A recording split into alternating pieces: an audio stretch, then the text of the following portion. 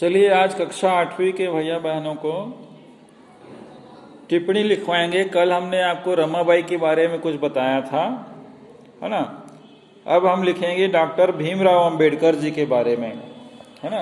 Doctor Bhimrao Ambedkar ji कौन थे, उन्होंने भारत देश के लिए क्या किया और किस प्रकार से देश की सेवा की। ठीक है, चलिए लिखिएगा डॉक्टर भीमराव अंबेडकर, डेश देके लिखेंगे। डॉक्टर भीमराव अंबेडकर का जन्म महाराष्ट्र के एक दलित परिवार में हुआ।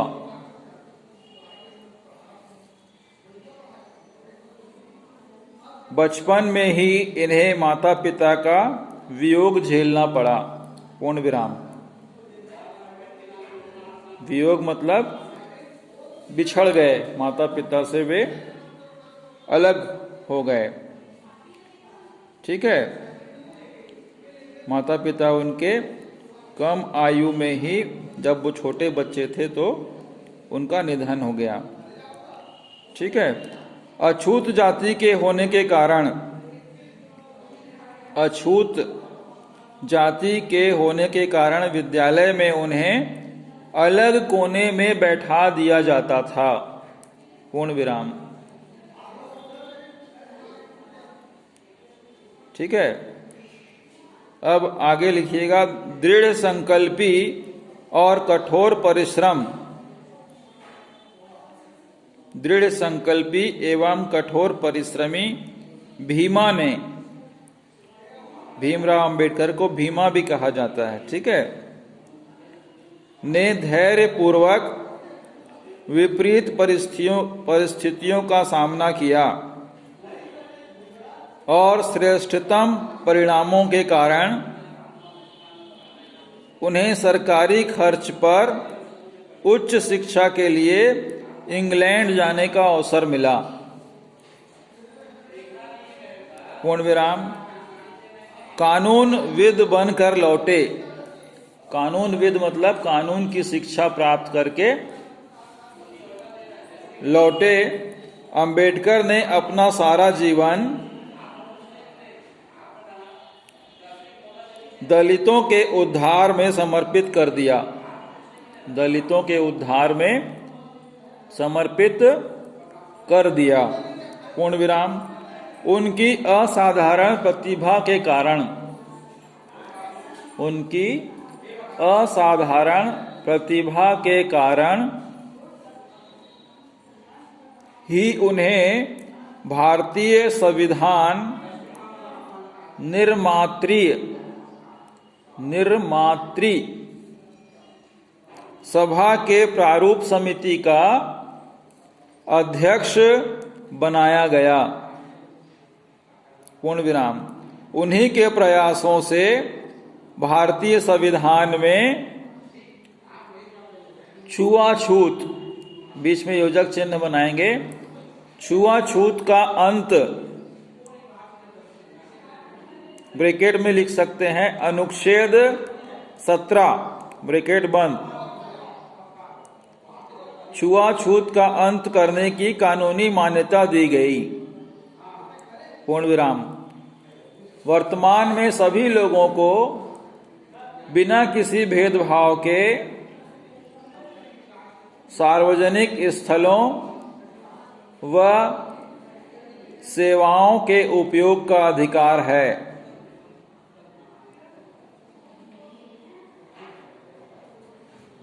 यह बाबा साहेब भीमराव अंबेडकर के प्रयासों का ही सुफल है। पूर्ण विराम। ठीक है, इस प्रकार से हमने डॉक्टर भीमराव अंबेडकर जी के बारे में जाना है। दलित मतलब होता है छोटी जाति के। उस समय बहुत ज्यादा छुआछूत माना जाता था। ठीक है, तो कुछ लोगों को छोटी जाति का माना जाता था। इस प्रकार से उस समय एक दूसरे से भेदभाव किया जाता था। और भीमराव अंबेडकर जी को, जो कि इंग्लैंड से कानून की शिक्षा प्राप्त करके आए थे, उन्होंने अपना पूरा जीवन छोटी जाति के कल्याण के लिए समर्पित कर दिया था, है ना। वे बहुत ज़्यादा प्रतिभावान थे। इसी कारण उन्हें भारत का जो संविधान था निर्माण करने के लिए, भारतीय संविधान के निर्माण करने के लिए जो सभा बनी थी, उस सभा का इन्हें अध्यक्ष भी बनाया था। चूंकि ये कानून के बहुत अच्छे जानकार थे और उन्हीं के प्रयास से जो भारतीय संविधान हमारा बना, उसमें छुआछूत का अंत किया गया, मतलब छुआछूत को समाप्त किया गया। ठीक है, ये सब किसके प्रयासों से हुआ? डॉक्टर भीमराव अंबेडकर जी के प्रयासों से हुआ। उनका यह मानना था कि एक स्लोगन दिया था उन्होंने, मनखे मनखे एक समान, मतलब कोई भी व्यक्ति अलग नहीं है, सब बराबर हैं।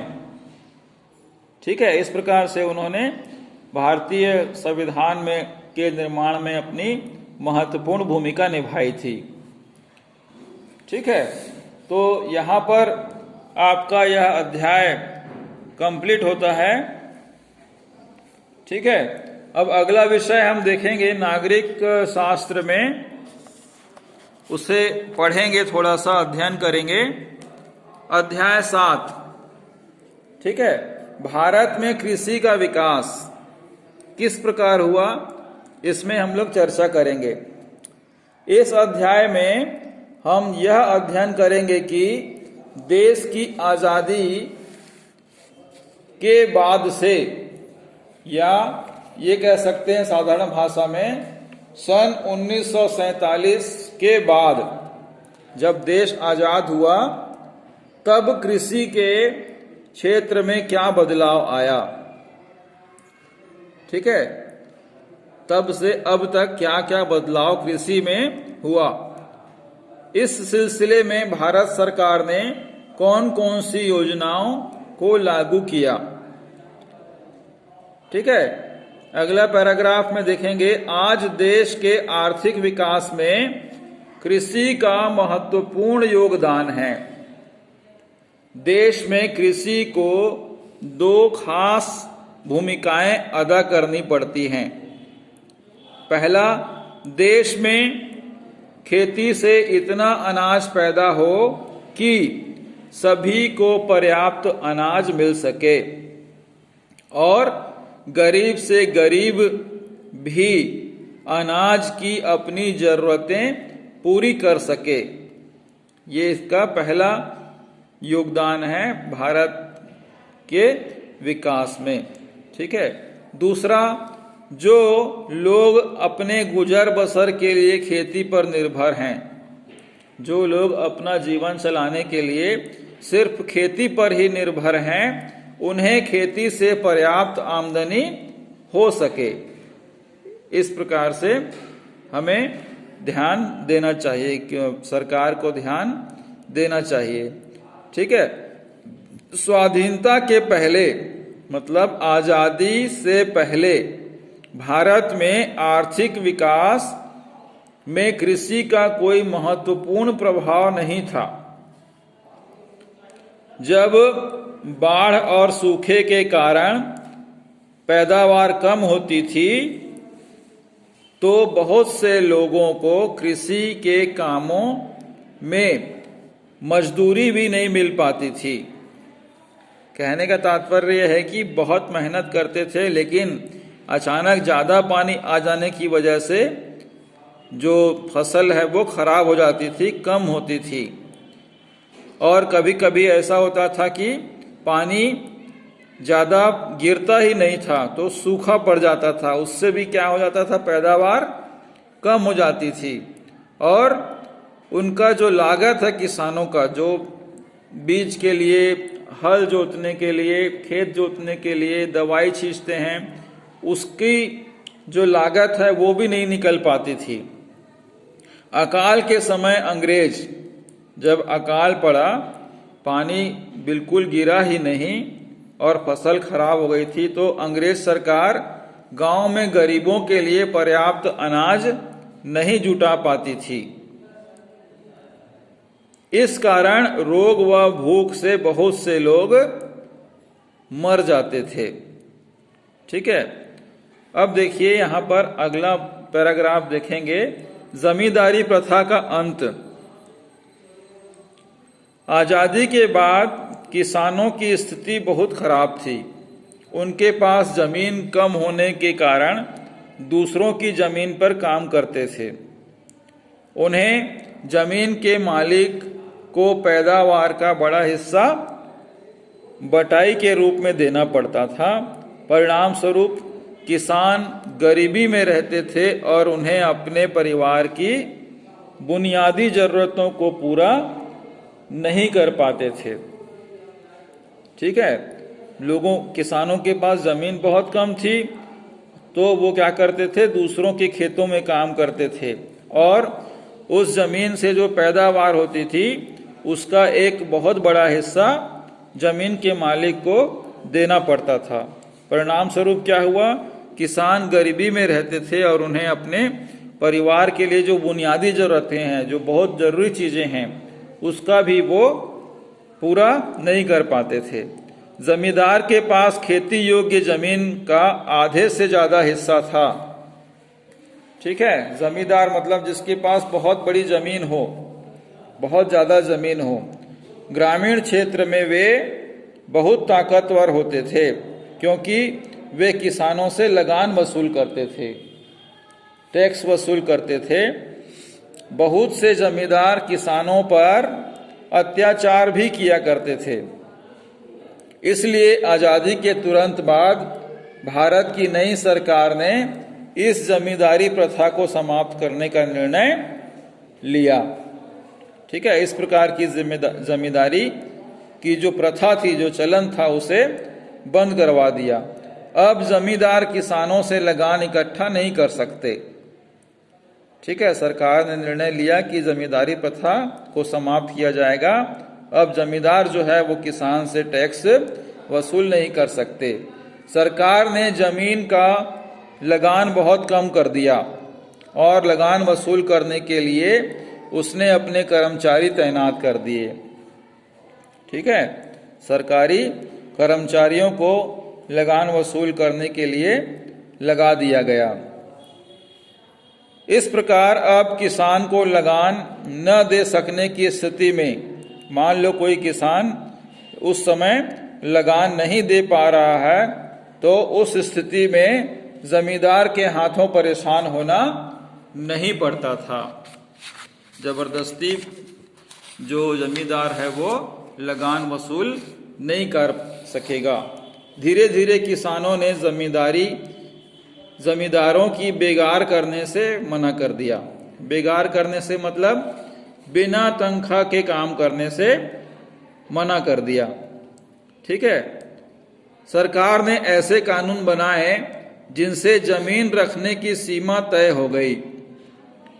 दूसरे शब्दों में यह तय किया गया कि कोई भी व्यक्ति अपने पास एक सीमा तक ही जमीन रख सकता है।